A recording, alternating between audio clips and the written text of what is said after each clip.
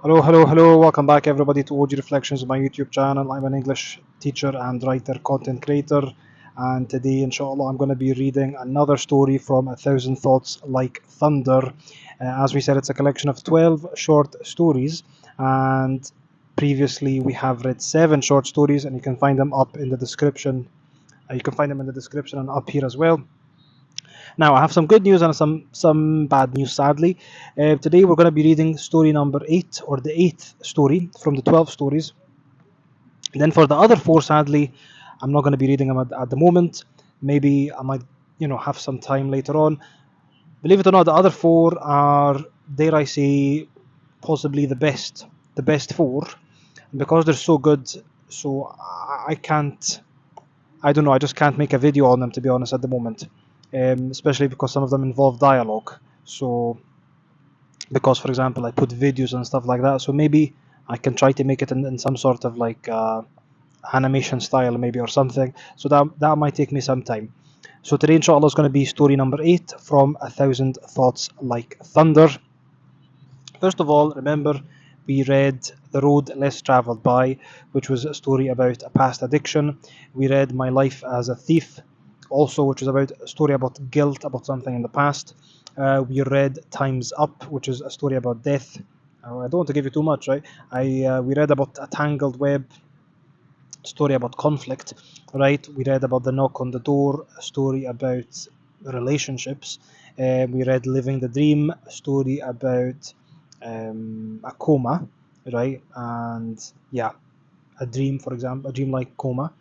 We also read the Legend of the Bun Stealer, which was a comedy story, sort of a sarcastic story, talking about something simple but making it in some sort of very dramatic way. So today, inshallah, we're going to be reading story 8, number 8, as we said. Why the chicken really crossed that road. Why the chicken really crossed that road. Now, from the title, obviously you know the joke, right? Why did the chicken cross the road to get to the other side? And a lot of people in general, they use it in jokes. Why did the chicken cross the road? Why did the chicken cross the road? If you're not familiar with any of these jokes, then you can find them on Google or whatever. There's a lot of these jokes. Why did the chicken cross the road? Now, so from the title, you can think and you can just sort of guess that it feels like it's as if it's a kid's story, maybe, or like some sort of fairy tale or stuff like that, where it's a very, very nice kiddie story. And I guess it's going to start like that. But there's something that happens near the end, which I'm not going to spoil. So let's start together, inshallah. Page 65, Why the Chicken Really Crossed That Road. Bismillah ar-Rahman ar-Rahim. Let's start. I am a chicken, and I feel very offended when people use me in why did the chicken cross the road jokes. As if I was this toy they could play with. They really don't know me and don't know what I've been through. Maybe if people had been in my talons, they'd understand and would not judge me for crossing that road. Maybe if they really knew what really happened, they would not speak ill of me after facing that dreadful experience I faced. I was raised in a farm along with many brothers and sisters. Life was good for the most part, nothing really special about it. We usually got up, ate, walked around a lot, and sometimes talked. That's all we did, but it was life. I remember one of the older roosters had the strangest and, quite frankly, most frightening stories. He used to talk about how he had escaped death several times. It made me, as a tiny chick, shiver my feathers off. What is death? One hen would ask. It's being put into a sandwich for humans to eat you, he would answer. We all trembled and cooed in fear. Don't talk nonsense, my mother would scold him. I was too young to understand anything, yet I was eager to know more. One thing I knew for sure, though, was that it was safe being with the other chickens, being close to them in the farm. Anywhere else was forbidden for all the chickens anyway. Don't ask too many questions, don't get into trouble, and stay with the others. We could not go anywhere, and that's why my mother believed it was too dangerous outside the farm boundaries. It was one morning when the owner had left us out in the hayfield to eat that I saw a small white creature in the distance beyond the fence borders. It was an amazing creature, different from both chickens and humans. It hopped and hopped as it looked curiously at me, then left. Every day I watched and grew bewildered by it. I wanted to get to know this other creature. What in God's name is that? I asked out loud. That's a rabbit, said the rooster to me, noticing that I wasn't eating like the others, and was staring instead at the animal. They're nice folks. Tough luck for them though, eh? They usually don't make it out there. He chuckled and added, but then again, neither do we, do we? Huh? I shrieked. Never mind that. He changed his tone to serious once again. How come you know so much? I asked. Son, you don't get to my age without noticing a thing or two there, and getting to know the other things that live with you, he answered. With us? Yeah, I asked, intrigued. Yes, we don't live alone on this planet, do we? I nodded. I looked back at my mother to make sure she was not listening, and then asked him in a quiet voice, So do you know what's beyond that road outside the farm? A dangerous world, that is. One must never go there, he answered as he lowered his beak at me in suspicion and widened his eyes. Dangerous beasts lurk out there. I nodded out of hesitation and not of approval. His warning had only made me more intrigued to know what was out there. So one day, as I approached the fence again and looked at the other side of the road, I saw the rabbit staring back at me. After a long eye contact, he hopped his way over to the fence and said hi. What a friendly fella, I thought to myself, coming all this way just to say hi. Hi to you too, I answered. I did not mean to stare, I was simply gazing at the road. Yes, I understand. I sometimes do that. There's nothing much to do out here, the rabbit answered, wagging his long ears. Really? How come? You have all the space to do whatever you want. We chickens are stuck in here, doing the same thing all day long, 7 days a week. It's a bit boring in here. Well, at least inside you have family and friends.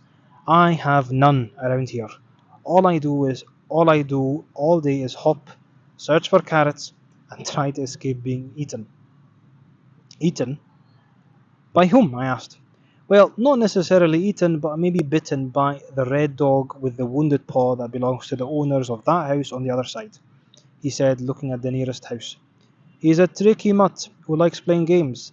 He gets fed the best meals, but he still likes to make my life a misery. He does it for the fun of it, always making his observing owners shout at me, the rabbit continued.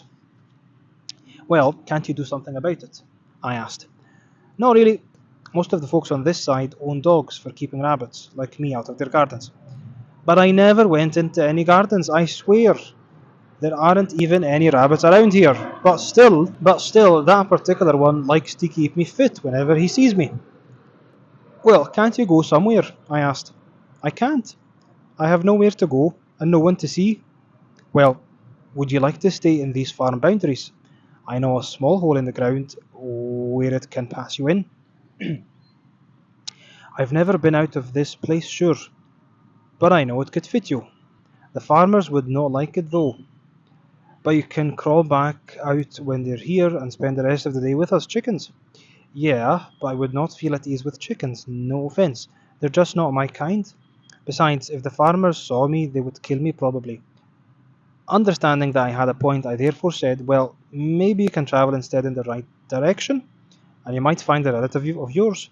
Maybe they aren't here because they too fear that dog, I said. The rabbit looked down, then quietly said, but I'm not the bravest soul. Scared? I asked, astonished. Of what? If anything, you'll be away from the danger when you leave this place. But I don't have the courage to travel on my own. It's a big step, and I don't want to get disappointed, the rabbit answered. Well, you'll never know if you never try, I said. You might be missing out on lots of things that you don't know about, being there with your kind. I guess that makes sense, the rabbit said. But there's only one problem. What's that? I asked. I believe I might find other rabbits of my kind west. They'll have gone west, I'm sure, the rabbit said. Okay, so go west then, I said. Problem solved. No, that's the problem. In order to do that, I must pass through that street with all the houses. I must pass through one of those gardens. I must pass unseen by any of those dogs, particularly that one with the wounded paw, he said, feeling sad.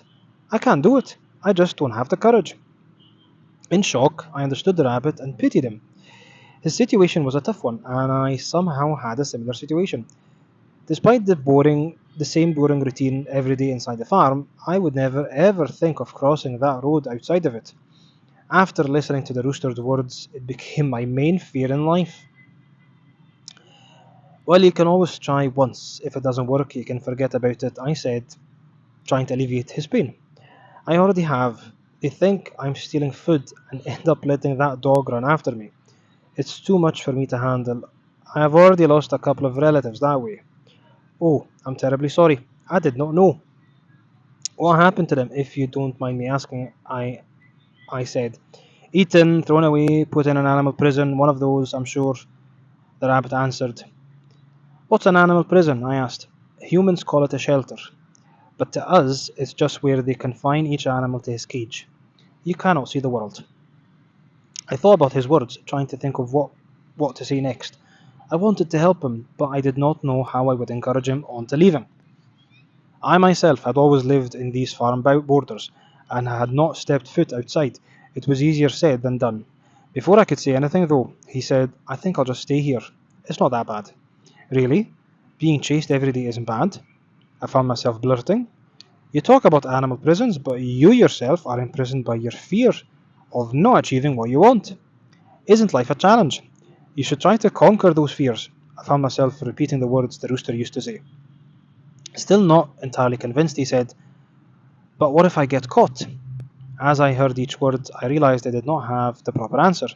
Once he was caught, it was over, I thought.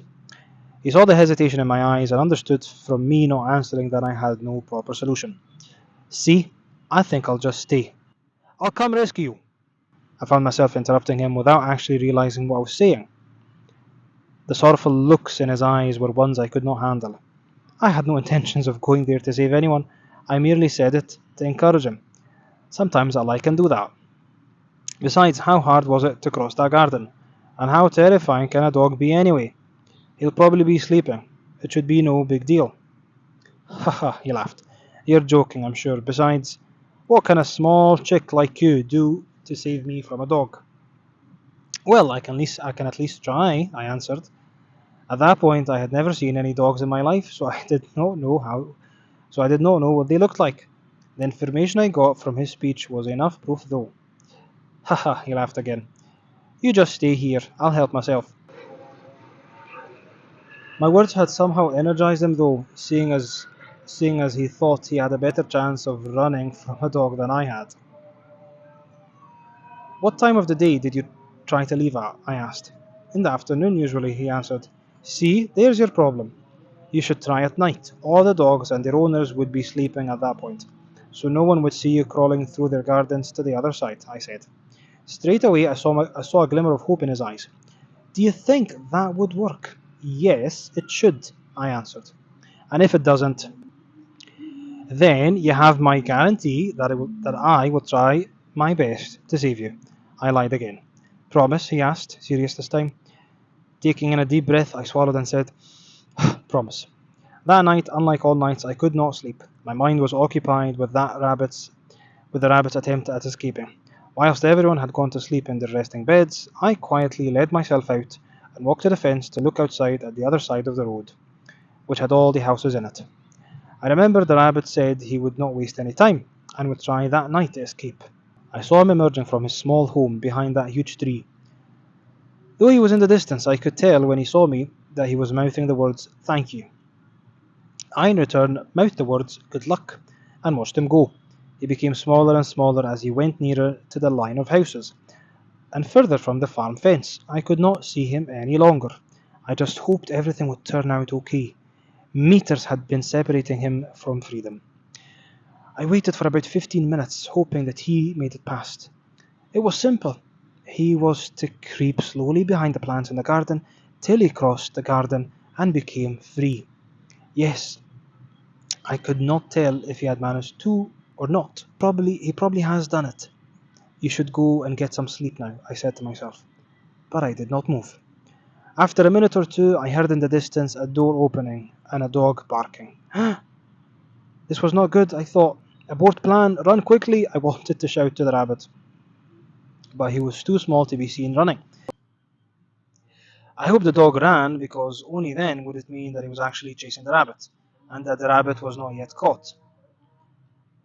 But I could not see the dog running. True, I did not know how dogs looked like anyway, but still, there were no signs of any chases. I felt worried, knowing that this meant the rabbit was indeed caught. What can I do? I thought to myself. Should I call for help? But what would that do? Should I wake up the rooster to ask him? No, he'll probably get angry. Should I tell my ma? No, don't even think about it. Don't do anything, I answered my own self. Forget about it and go back to bed. The rooster has always warned me of ever leaving.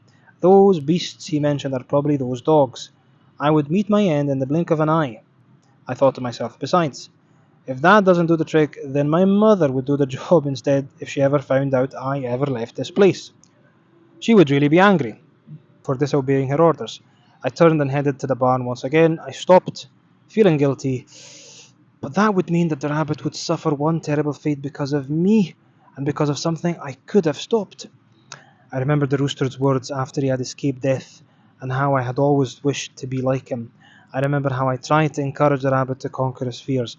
I remembered that I had a home and a family, unlike the rabbit. I felt safe, unlike him. I remembered how I had given the rabbit a promise that I would rescue him, and so I decided to help him. So I walked slowly to the hole that I could crawl from underneath outside the fence. And so it was now or never. This was the moment, the one and only.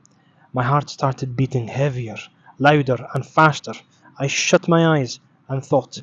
In my little chick mind, I gathered up all the passion I had ever felt towards reaching places in life, all the pain I had experienced in life in dealing with naysayers, all the memories that drove me to prove myself worthy and make a difference.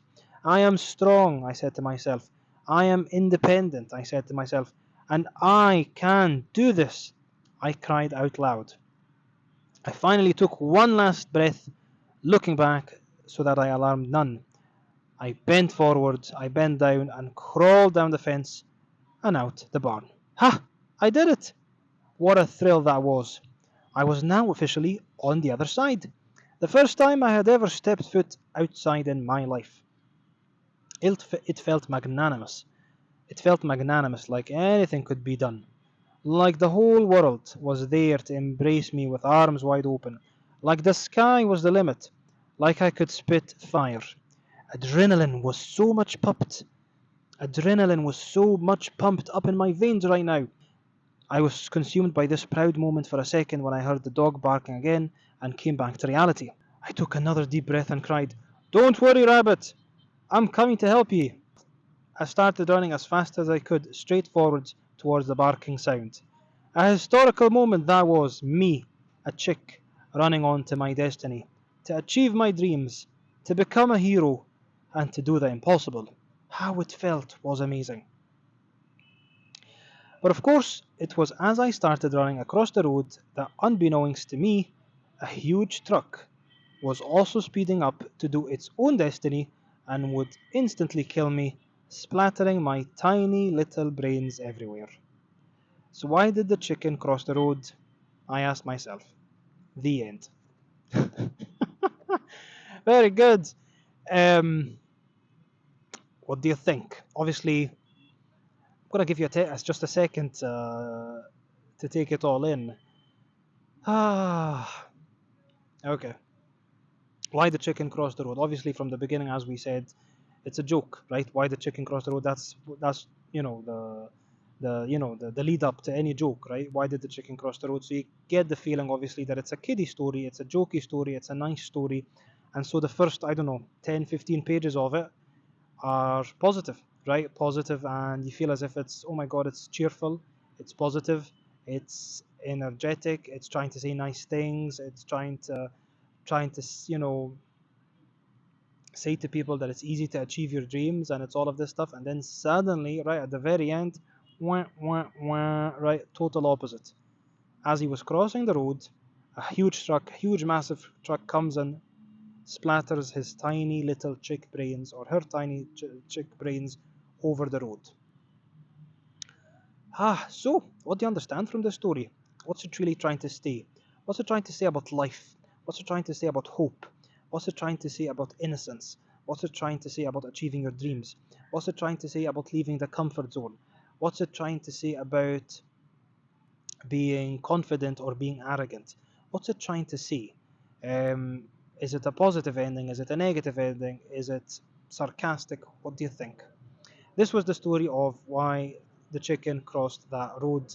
The eighth story in the 12 stories of A Thousand Thoughts Like Thunder. As we said, the good news is we've read 8 stories. Sadly, the other 4, I'm going to read them later on. I'm going to take a break, but I can read them later on, hopefully, inshallah, when I've made like some sort of AI, animation style videos for them. However, there is some other good news because inshallah ta'ala I can start reading this one instead, Portals of the Beyond. Portals of the Beyond, which is a novella, and this is one of the good news, I guess. So this is also a novella that I wrote, Portals of the Beyond, which we can discuss later on, inshallah, in another video. So that's us for today. Please give me your thoughts, your ideas, your reaction to this story in the comment section. And please make sure to like, share, and subscribe, and check out all my other content on this channel. So that's us for today. Thank you very, very much. Good, good, good.